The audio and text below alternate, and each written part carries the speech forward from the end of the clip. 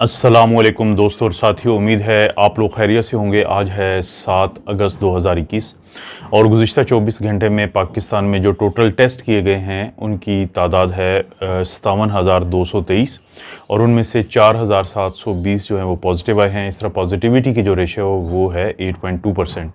लेकिन बदकिस्मती से, जैसा कि मैं पहले ज़िक्र कर चुका हूँ आप लोगों से, कि 25 जुलाई के बाद आज़ाद कश्मीर के हालात जो हैं वो ख़राब होने के चांसेस थे और हैं और रहेंगे, क्योंकि जब वहाँ पे इतने ज़्यादा जलसे हुए हैं तो उसके 2 हफ़्ते के बाद अब हमारे सामने रिज़ल्ट आना शुरू हो चुका है। यानी वहाँ की पॉजिटिविटी की जो रेशो है वो 26% है, यानी कराची से भी बहुत ज़्यादा हो चुकी है। और गुज़िश्ता 24 घंटे में जो पाकिस्तान में अमवात की तादाद है बदकिस्मती से वो भी एक बार जंप की है और 95 है, 95 है। और कल कराची में सिंध के जो नौशहर फ़िरोज़ का इलाका है वहाँ से ताल्लुक़ था 2 डॉक्टर्स जो हैं सीनियर, उनकी भी डेथ हुई है। और वो दोनों जो हैं, एक गायनोकोलॉजिस्ट थी वहाँ की सीनियर और एक senior x medico legal officer थे और वो भी अपना क्लिनिक करते थे। क्योंकि जिस भी शहर में जब वेव आई हुई होती है और कोई भी डॉक्टर अगर फिज़िकली क्लिनिक करता है तो इसका मतलब है कि वो बहुत ज़्यादा वायरल लोड जो है उससे एक्सपोज हो सकता है। ना सिर्फ ये कि उस क्लिनिक के अंदर डॉक्टर को ख़तरा होता है, बल्कि उस क्लिनिक में मौजूद बाकी जो सारे मरीज़ होते हैं, जो चाहे किसी भी मसले के लिए अपने आप को चेक करवाने के लिए आए हों, लेकिन जब किसी शहर में वेव आई हुई होती है, वहाँ का पॉजिटिविटी रेशो ज़्यादा होता है, तो इस चीज़ के ज़्यादा इम्कानात होते हैं कि वहाँ पर मौजूद कोई ना कोई शख्स ज़रूर ऐसा हो सकता है कि जिसको कोविड का प्रॉब्लम हो, चाहे उसको अलामात हों या ना हों। और यही वो वजह है कि अभी सिंध में तकरीबन 73 के करीब जो डॉक्टर्स हैं वो अपनी जान की बाजी हार चुके हैं। इसी तरह मुख्तलिफ़ क्लिनिक्स के दौरान या मुख्तलिफ़ गैदरिंग्स जहाँ पे होती हैं, जैसे ख़ास तौर पे मैं क्लिनिक की बात कर रहा हूँ और फ़िज़िकल क्लिनिक की, इसीलिए दोस्तों को अक्सर एडवाइस होती है कि जहाँ पे वेव आई हुई होती है तो वहाँ पे ऑनलाइन क्लिनिक करें। इससे आपके मरीज़ को भी फ़ायदा है, क्योंकि पेशेंट को ये फ़ायदा है कि वो एक्सपोज नहीं होता, क्योंकि बहुत ज़्यादा जो वायरल इन्फेक्शन है कोविड की वो जाके लगती है या क्लिनिक्स में या फिर जो वैक्सीनेशन सेंटर्स हैं जहाँ पे अगर एसओपीज़ को नहीं फॉलो किया जा रहा होता, जो अक्सर जगहों पे नहीं किया जाता, तो वहाँ पे बहुत ज़्यादा चांसेस बन जाते हैं। और इनमें से जो क्योंकि एक मेल डॉक्टर थे और एक जो है फीमेल गायनोकोलॉजिस्ट डॉक्टर थी वहाँ की सीनियर, जो मेल थे उनको ना सिर्फ ये कि वैक्सीन लगी हुई थी बल्कि और ये चाइनीज़ वैक्सीन लगी हुई थी और उसको काफ़ी टाइम गुजर चुका था, मतलब 3 से 4 हफ्ते आप कह सकते हैं। तो इसीलिए बार बार अब तो ये एक ही बात समझ में आती है कि गवर्नमेंट को चाहिए कि जो बूस्टर वाला इशू है उसको प्राइवेटाइज़ कर दे, क्योंकि गवर्नमेंट के लिए मुमकिन नहीं होगा और शायद अब कहना मुश्किल है कि कितनी जल्दी ये जो प्राइवेट साइड है वो भी कवर कर सकती है बूस्टर को। लेकिन अब ये बहुत ज़्यादा ब्रेक थ्रू इन्फेक्शंस हो रही हैं और लोग वैक्सीनेशंस लगवाने के बाद, और बदकिस्मती से ख़ुद वो जो मेडिकल फील्ड से ताल्लुक़ रखते हैं वो बाद में अपना स्टेटस नहीं जानते कि उनका स्टेटस क्या है, कि उनको वैक्सीन का फ़ायदा भी हुआ है नहीं हुआ। और जब वो एक्सपोज होते हैं तो ज़ाहिर है फिर उसी हिसाब से जो है आगे रिज़ल्ट आ सकता है। क्योंकि एक चीज़ जो बहुत नुकसान दे रही है मेडिकल कम्युनिटी को, वो एक जुमला है कि चाहे आपकी एंटीबॉडीज़ नहीं भी बनी होती लेकिन फिर भी आपकी वैक्सीन आपको फ़ायदा देगी। ऐसा नहीं हो सकता कि अगर आपकी वैक्सीन ने आपको हेल्प नहीं की है इम्यून सिस्टम को एक्टिवेट करने में, तो कैसे वो आपकी मदद कर सकती है। मैं इससे पहले एक मिसाल दे चुका हूँ कि अमेरिका का एक ट्रांसप्लांट सर्जन है जो खुद भी ट्रांसप्लांटेड है किडनी उसके अंदर, तो वो इम्यूनोसप्रेसिव दवाई लेता है। उसने वहाँ पे फाइज़र की 2 वैक्सीन लगवाई, उसको एंटीबॉडीज़ नहीं बनी तो उसने एक सिंगल शॉट जॉनसन की लगाई, तो जिसके बाद उसकी एंटीबॉडीज़ बनी। तो ये मैं इसके ऊपर वीडियो बना चुका हूँ। तो इस बात को आपको हर सूरत समझना है कि आपका इम्यून सिस्टम का काम करना ज़रूरी है। और बदकिस्मती से एक तो स्टेटिस्टिकली हमें पहले पता था कि जो चाइनीज़ वैक्सीन है वो कमज़ोर वैक्सीन है उन वैक्सीन्स की निस्बत जो जदीद जो टेक्नोलॉजी पे बनी है, ख़ास तौर पे मैसेंजर आरएनए की वैक्सीन्स जिनको हम कहते हैं, जैसे फाइज़र है, मॉडर्ना है। और इसलिए हमें पहले कुछ तो आइडिया था कि अगर फ़र्ज़ करें कि देखें ना कि 79 या 80% अगर इसकी एफिकेसी है तो इसका मतलब है कि हर 100 में से 20 लोग, और हर 100 को जब आप इकट्ठा करते जाएं, हर 20 को इकट्ठा करते जाएं, तो लोगों की एक बड़ी तादाद होगी जिसको ये प्रोटेक्ट नहीं कर सकेगी वैक्सीन। और जब किसी शहर में वेव आई हुई होती है तो वहाँ पर ये चीज़ खुल के सामने आती है। और कल ही की क्योंकि ख़बर है कि जो एशियन डेवलपमेंट बैंक है वो अगरचे पाकिस्तान की पहले भी मदद करता रहा है काफ़ी ज़्यादा, जैसे जो पाकिस्तान में पहले जो लोगों की मदद की गई थी एहसास प्रोग्राम के ज़रिए, तो उसमें बहुत बड़ा जो कंट्रीब्यूशन था वो एशियन डेवलपमेंट बैंक का था। उस वक्त भी 50 करोड़ के करीब उन्होंने डॉलर दिए थे। अब कल की ये खबर है कि 50 करोड़ डॉलर हुकूमत पाकिस्तान को दिए गए हैं ताकि वो वैक्सीन्स, सिरिंजेस और बाकी जो चीज़ें होती हैं वो ख़रीदें। इसका मतलब है कि अब ज़्यादा से ज़्यादा गवर्नमेंट की कोशिश होनी चाहिए या हो कि वो फाइज़र और मॉडर्ना जो कि लेटेस्ट टेक्नोलॉजी है उसकी तरफ तवज्जो दे, क्योंकि उसका फेलियर रेट किसी हद तक कम है बनिस्बत चाइनीज़ वैक्सीन के। और ख़ास तौर पे कोई बूस्टर और लोगों का स्टेटस जानने की तरफ जाएं, या एक कोई ना कोई ऐसी कैटेगरी बनाएं, कोई ना कोई ऐसी जो स्टैंडर्ड सेट करें कि एक सर्टन उम्र से ज़्यादा के लोग और कुछ प्रॉब्लम्स के साथ जो लोग हैं उनको बूस्टर का सोचा जाए। ख़ास तौर पे अगर उनको चाइनीज़ वैक्सीन को लगे हुए 3 से 6 महीने हो चुके हैं, ये बहुत ज़रूरी है। अब क्योंकि पाकिस्तान में मॉडर्ना भी है, फाइज़र भी है, तो फाइज़र से मुतल्लिक एक आप लोगों को अपडेट ये देना थी कि एक 39 ईयर की एक बंदी हैं, तो उनका एक केस सामने आया है। वो केस क्या है? वो केस रिपोर्ट हुआ है मेडिकल के जरीदों में, और आप लोगों के लिए जानना इसलिए ज़रूरी होगा कि कुछ लोगों को ये प्रॉब्लम हो सकता है कि इस वैक्सीन लगने के बाद एक साइड इफ़ेक्ट आता है, एक कॉम्प्लिकेशन आती है। वो मैं आप लोगों को बता देता हूँ कि वो जो खातून थी जिनकी उम्र 39 थी, उनको पहले से कोई मेडिकल का इशू नहीं था किसी भी किस्म का। तो उनको जब सेकेंड डोज लगती है फाइज़र की, तो उसके 3 दिन के बाद पहले 2 दिन उनको थकावट होती है, उनको जिस्म में दर्द होता है, लेकिन और उसके अलावा कोई और अलामत नहीं थी। अलामत नहीं थी इससे क्या मुराद है कि सेंस ऑफ स्मेल और सेंस ऑफ टेस्ट उनका मौजूद था। उनको इसके अलावा फीवर नहीं हुआ, लेकिन इनके जिस्म पे दाने बन गए। दाने कैसे थे? रेड स्पॉट्स, पेटिकिया इनको हम कहते हैं। तो रेड स्पॉट क्या है कि जैसे ये वाइट बैकग्राउंड पे आप देखें कि ये छोटे छोटे वाइट रेड कलर के आपको दाने नज़र आ रहे हैं, तो ये बन गए। और ये गर्दन से नीचे थे, बाजुओं पे थे, टांगों पे थे, पेट पे थे, चेस्ट पे थे, बैक पे थे। तो उसके बाद इन्होंने अपने जहाँ से वैक्सीनेशन इनकी हुई थी, क्योंकि वो एक हॉस्पिटल से हुई थी, तो इन्होंने वहाँ पे रब्ता किया। अब जब इन्होंने रब्ता किया तो उन्होंने इनके जो बाकी टेस्ट वगैरह थे वो सारे किए, क्योंकि 3 महीने पहले ये अपने सारे टेस्ट करवा चुकी थी, जिसमें कोविड भी था, बाकी भी थे। तो वो टेस्ट इनके नॉर्मल थे, या कोविड का टेस्ट इनका नेगेटिव था, PCR। जब इनके ये टेस्ट होते हैं तो पता चलता है कि इनके टेस्ट में एक ख़राबी है। वो ख़राबी क्या है कि प्लेटलेट्स का लेवल इनका 1000 माइक्रो लीटर था। इनका 1000 पर माइक्रो लीटर जो है वो इनका प्लेटलेट का लेवल निकला। नॉर्मल कितना होता है? 1,50,000 से लेके 4.5 लाख माइक्रोलीटर पर माइक्रोलीटर जो है वो नॉर्मल होता है। और जब भी 1,50,000 से कम हो तो हम कहते हैं कि प्लेटलेट्स कम है। तो इस खातून में कितने थे? इसमें थे सिर्फ और सिर्फ 1,000 पर माइक्रोलीटर।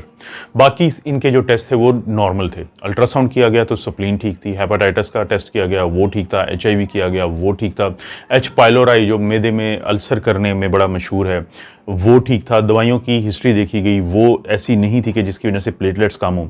एक पेरिफेरल ब्लड स्मीयर हम कहते हैं कि हम एक टेस्ट करवाते हैं कि जिसमें हम खून के जो मुख्तलिफ सेल्स हैं उनको देखा जाता है। उनका मुआयना किया गया तो रेड ब्लड सेल ठीक थे, उसमें कोई टूट फूट का वो शिकार नहीं थे कि एक प्रॉब्लम होता है जिसको हम थ्रोम्बोटिक थ्रोम्बोसाइटोपिनिया कहते हैं, तो वो नहीं था। जो वाइट ब्लड सेल थे वो ठीक थे, वो मेच्योर थे। इसका मतलब था कि कोई ल्यूकीमिया या ब्लड कैंसर नहीं था। और इसी तरह से प्लेटलेट्स को भी देखा गया तो उनमें उनकी तादाद सिर्फ कम थी। अब जब बाकी चीज़ें रूल आउट हो गई, यानी अल्ट्रासाउंड पे स्प्लीन देख ली गई तो वो ठीक है, वो क्योंकि स्प्लीन बाज़ का अगर जिगर का मसला होता है तो स्प्लीन बड़ी होती है, तो उसकी वजह से भी प्लेटलेट्स कम है। जब ये चीज़ें सारी निकाल दी गई तो पता चला कि इस खातून में 3 दिन पहले सेकेंड डोज जो लगी है उसके बाद सिर्फ प्लेटलेट्स कम हैं। इसे कहते हैं डायग्नोसिस ऑफ एक्सक्लूजन, कि जब आप बाकी चीज़ों को रूल आउट कर देते हैं, कि जब आप कह देते हैं कि बाकी कोई मसला नहीं है लेकिन सिर्फ प्लेटलेट्स कम है, तो इसको हम कहते हैं ITP, यानी इम्यून थ्रोम्बोसाइटोपिनिया। इम्यून का मतलब है कि कोई ना कोई प्रॉब्लम इम्यून सिस्टम जो है आपका मदाफ़ियती निज़ाम है उसकी तरफ से हुआ है। और थ्रोम्बोसाइटोपिनिया हमेशा हम कहते हैं कि जब भी प्लेटलेट्स का लेवल 150,000 यानी 1.5 लाख पर माइक्रोलीटर से कम हो तो इसको हम कहते हैं थ्रोम्बोसाइटोपिनिया। तो ये जो ITP है, पता ये चला कि इन खातून को जब वैक्सीन लगी तो इसकी वजह से इनके जो इम्यून सिस्टम ने कुछ ऐसी ऑटो एंटीबॉडीज़ यानी एंटीबॉडीज़ बनाई। ऑटो एंटीबॉडीज़ हमेशा उन एंटीबॉडीज़ को कहेंगे जो आपके जिस्म के किसी एक हिस्से को मुतासर करने की कोशिश करती हैं या करती हैं। तो ऑटो एंटीबॉडीज़ बनी, वो जाके अटैच हुई एक प्लेटलेट्स जो होती हैं, इनके ऊपर एक FC रिसेप्टर एक हिस्सा होता है। जब वो अटैच हो जाती हैं तो फिर ये जब ब्लड सर्कुलेशन होती है तो स्प्लीन, जिसको हम तिल्ली कहते हैं, तो उसमें से जब ब्लड गुजरता है तो वहाँ पे हमारे मदाफ़ती निज़ाम के कुछ सेल पड़े होते हैं, मैक्रोफेजेस पड़े होते हैं, न्यूट्रोफिल्स वगैरह होते हैं, मैक्रोफेजेस खासतौर पे मोनोसाइट्स। तो वो इन ऑटो एंटीबॉडीज़ लगी हुई प्लेटलेट्स जो टैग हो चुकी होती हैं तो उनको खाना शुरू कर देते हैं। एक तरफ वो खाना शुरू कर देते हैं बहुत ज़्यादा तादाद में, और दूसरी तरफ हमारा जो बोन मैरो होता है यानी हड्डियों का गोदा होता है तो वो ज़्यादा नई प्लेटलेट्स नहीं बना पाता, जिसकी वजह से क्या होता है कि जो हमारी प्लेटलेट्स का लेवल है वो ड्रॉप होना शुरू हो जाता है। और यही हुआ इस खातून में जिसकी उम्र थी 39 ईयर्स और जिसको पहले से कोई इशू नहीं था।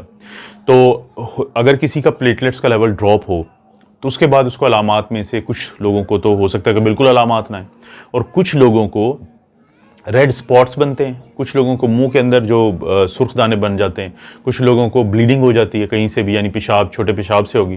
ख़वातीन में जो मेंस्ट्रुअल ब्लीडिंग है वो ज़्यादा होने के चांसेस होते हैं या उसके स्टार्ट होने के चांसेस होते हैं। तो फिर डॉक्टर आप लोगों को ऐसे तशखीस करते हैं, जैसे मैंने बताया कि पेरिफेरल ब्लड पिक्चर करवाते हैं, CBC करवाते हैं जो कंप्लीट ब्लड काउंट होता है, कि जिसमें हमें प्लेटलेट्स का पता चलता है, हीमोग्लोबिन का पता चलता है, WBC या वाइट ब्लड सेल का पता चलता है, और बाकी टेस्ट करवा के और जो प्रॉब्लम है जब हम कह देते हैं कि ये और कोई प्रॉब्लम नहीं है उसको रूल आउट कर देते हैं, तो फिर जो है हमारे पास बचता है फिर ये डायग्नोसिस ऑफ एक्सक्लूजन। क्या कहते हैं कि जब बाकी चीज़ों को हम निकाल दें तो ये इसका मतलब है ये ITP है, इम्यून थ्रोम्बोसाइटोपिनिया है। अब उन्होंने कैसे इलाज किया? ज़ाहिर है प्लेटलेट सिर्फ 1000 हैं, ये तो कहीं से ब्लीडिंग हो जाएगी तो खातून को मसला बन जाएगा, या कोई भी मेल है उसको मसला बन सकता है। तो इलाज ऐसे किया कि पहले दिन इनको प्लेटलेट्स का एक मेगा कॉन्सेंट्रेट हम कहते हैं या मेगा यूनिट हम कहते हैं, कि जिसमें काफ़ी सारी प्लेटलेट्स इकट्ठी की होती हैं, कंसंट्रेट की होती हैं। कंसंट्रेटेड एक मशीन होती है। पाकिस्तान में जब डेंगू का सीज़न आया था तो उस वक्त पाकिस्तान में बहुत ज़्यादा ये मशीन मंगवाई गई थी। अभी भी कुछ हॉस्पिटल्स में है कि जो आपसे कुछ चार्जेस लेते हैं 10 से 15 हज़ार, और आपको वो एक मेगा यूनिट बना के दे देते हैं। और हम किन को लगाते हैं? जिनके प्लेटलेट्स बहुत कम हो जाए, और बहुत कम को हम हमेशा कहते हैं कि जब 10,000 से नीचे आना शुरू हो जाए तो ये कम होते हैं, और 1,000 तो बहुत ही ज़्यादा कम है। तो इस खातून को एक मेगा यूनिट लगाया गया, और साथ ही एक स्टीरॉयड होता है, क्योंकि स्टीरॉयड क्या करता है कि आपका इम्यून सिस्टम जब आपके ही सिस्टम के खिलाफ काम कर रहा हो तो आपका जो स्टीरॉयड होते हैं वो इम्यूनोस्प्रेसिव होते हैं, वो आपके उस इम्यून सिस्टम को दबाते हैं कि रुक जाओ, मत करो ये। तो एक स्टीरॉयड है जिसको हम कहते हैं मिथाइल प्रेडनिसोलोन। तो जो ये जेनरिक नेम है, ये ब्रांड नहीं है। 1000 मिलीग्राम का वो दिया गया। जब ये खातून जो हैं तीसरे दिन आई थी हॉस्पिटल में, यानी सेकंड डोज लगने के बाद, और पहला दिन था इनका हॉस्पिटल में, तो प्लेटलेट लगाई गई। तो 6 घंटे के बाद इनकी जो प्लेटलेट्स थी वो चली गई 16,000 पर माइक्रोलीटर पे। लेकिन नेक्स्ट डे ये फिर ड्रॉप होके ये नीचे आ गई 4,000 पर माइक्रोलीटर पे। तो फिर सोचा गया कि क्योंकि पहला होता है स्टीरॉयड का और दूसरा फिर जाते हैं IV इम्यूनोग्लोबुलिन्स की तरफ। इम्यूनोग्लोबुलिन्स भी क्या होती हैं? ये प्रोटीन होती हैं। जब ये इंजेक्ट की जाती हैं तो ये उन तमाम एंटीबॉडीज़ को, जिसको मैंने ऑटो एंटीबॉडीज़ कहा था, उनको जाके पकड़ लेती हैं या उनको काम नहीं करने देती, जिससे प्लेटलेट्स जो है वो फौरी तौर पे अगर बढ़ाना मकसूद हो तो फिर हम IV इम्यूनोग्लोबुलिन देते हैं। तो इस खातून को 70 मिलीग्राम की जो IV इम्यूनोग्लोबुलिन्स हैं वो सेकेंड डे पे, यानी जब हॉस्पिटल में ये दाखिल हुई हैं, और थर्ड डे पे लगाई गई। तो तीसरे दिन की डोज लगने के बाद फिर इनकी जो लेवल है वो 92,000 पर माइक्रोलीटर, यानी 92,000 पर माइक्रोलीटर पे चला गया। और उसके बाद इनको डिस्चार्ज कर दिया गया। कोई इनको कॉम्प्लिकेशन नहीं हुई, यानी 3 दिन हॉस्पिटल में रहने के बाद ये घर चली गई। और उससे 1-2 दिन बाद जब इनका जो प्राइमरी फिजिशियन था, जब उन्होंने फिर इनका प्लेटलेट्स का लेवल चेक किया तो वो 2,43,000 था पर माइक्रोलीटर। इनकी जो ऑटो एंटीबॉडीज़ चेक करवाई गई, जिसे APA कहते हैं, यानी एंटी प्लेटलेट्स एंटीबॉडीज़, तो वो इनकी नेगेटिव थी। तो इस तरह से फिर वो इस नतीजे पे पहुंचे कि बाज़ लोगों को फाइज़र की वैक्सीन लगने के बाद उनको ITP, इम्यून थ्रोम्बोसाइटोपिनिया होगा, जिससे ये जो मैंने कहा है कि सुर्ख दाने बन सकते हैं, लेकिन बगैर अलामात के भी ये हो सकता है। और सिंपल सा जो टेस्ट होता है CBC का, कंप्लीट ब्लड काउंट का, तो उससे इसके बारे में तशखीस हो सकती है। और इस तरह से देखें, उन्होंने ये केस शेयर करते हुए एक बात की कि वो अवेयरनेस के लिए केस शेयर कर रहे हैं। मैं जो आप लोगों को बता रहा हूं, मैं भी सिर्फ अवेयरनेस के लिए, क्योंकि हर गुजरते दिन के साथ अब पाकिस्तान में फाइजर और मॉडर्ना की वैक्सीन ज़्यादा से ज़्यादा लोगों को लगने के चांसेस हैं। तो अगर किसी को इस तरह का प्रॉब्लम होता है तो अपने डॉक्टर से फौरी रब्ता करें। वो आपका CBC करवा के वो आपको बताएंगे कि आपका प्लेटलेट्स का ये लेवल है और फिर बात किस तरफ जाती है, और आपको प्रॉपरली ये ट्रीटेबल, ये एक काबिल इलाज प्रॉब्लम है। इसमें किसी तरह से भी घबराने का मतलब नहीं है, डरना नहीं है, और ना ही ये बात शेयर करने का मकसद ये है कि आप इस चीज़ को खौफ के पॉइंट ऑफ व्यू से लें। इसका मतलब है सिर्फ अवेयरनेस कि अगर आपको आपके जिस्म पे सुर्ख रंग के दाने बने वैक्सीन लगने के बाद, तो एक सादा सा टेस्ट जो है CBC का, वो बहुत ज़्यादा मदद कर देता है। दोस्तों, कोशिश करें। इस वक्त जो हालात हैं, लाहौर के हालात काफ़ी बेहतर हैं, कराची के काफ़ी प्रॉब्लम वाले हैं, आज़ाद कश्मीर के काफ़ी प्रॉब्लम वाले हैं। जहाँ पे भी प्रॉब्लम ज़्यादा है, डॉक्टर से मशवरा करना है तो ऑनलाइन कर सकते हैं। अगर आप डॉक्टर हैं तो आप कोशिश करें, क्योंकि मुझे याद आते हैं, मेरे एक बड़े सीनियर डॉक्टर थे, बड़े प्यारे डॉक्टर थे, मैं अक्सर उनसे डिस्कशन करता था। उन्होंने अक्सर ये कहता था कि सर आप कोशिश करें कि आप ऑनलाइन क्लिनिक किया करें, जिन दिनों में केसेस ज़्यादा होते हैं। अनफॉर्चुनेटली उनको जाना पड़ता था, फिर वो कोविड का शिकार हुए और फिर वो सर्वाइव नहीं किया उन्होंने। तो इसी तरह वो डॉक्टर्स जो उन शहरों में रहते हैं जहाँ पे कोविड की वेव ज़्यादा हैं, एक तो वो कोशिश करें पहले अपने आप को वैक्सीनेट करवाएं, फिर अपने वैक्सीन का स्टेटस जानें कि उसने काम किया कि नहीं किया। तो रिक्वेस्ट करें अपने इदारे से कि वो हर सूरत गवर्नमेंट से बात करें बूस्टर के लिए, क्योंकि आप लोग फ्रंट लाइन हेल्थ वर्कर हैं, तो आपकी ज़िंदगी बाकी तमाम वो लोगों की तरह बहुत अहम है जो सर्विस देते हैं इस कौम को। और उसके बाद कोशिश करें कि अगर कि वेव है तो आप ऑनलाइन क्लिनिकिंग की तरफ ज़्यादा जाएं। उस वक्त ख़ास तौर पे बाद में आप ऑफलाइन क्लिनिक भी कर सकते हैं। ये थी दोस्तों आज की अपडेट। आप अपना और अपनी फैमिली का ख्याल रखें। अल्लाह ताला आपको और आपकी फैमिली को हर किस्म की बुराई, बीमारी और आजमाइश से महफूज रखे।